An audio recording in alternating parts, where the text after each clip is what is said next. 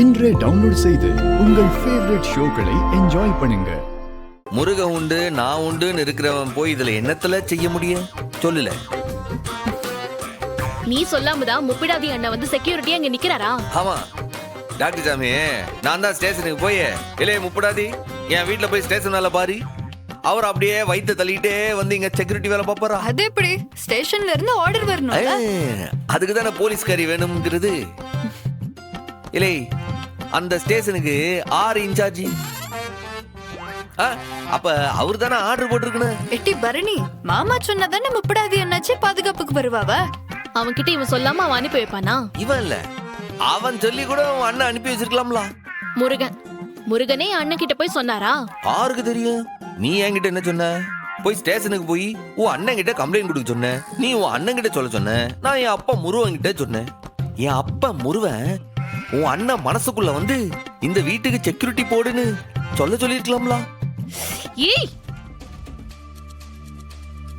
வீரா, இவன் எதையோ சொல்லி என்ன குழப்பி தப்பிக்க பாக்குறான்டி.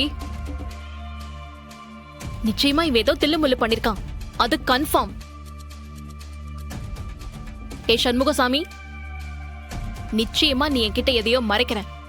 மரியாதையா உண்மையை சொல்லிடு. ஏலே, எதை எப்ப செய்யணும்ன்றது என் அப்பா முருகனுக்கு தான்ல தெரியும்.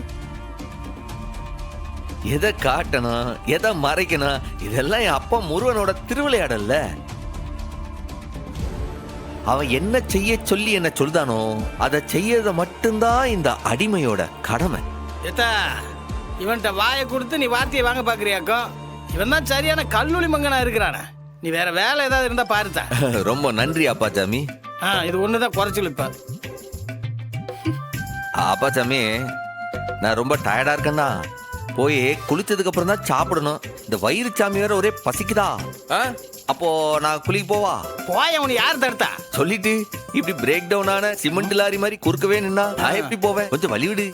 சிமெண்ட் லாரி நானு முருகா சிமெண்ட் லாரின்னு சொல்லிட்டு போறேன்.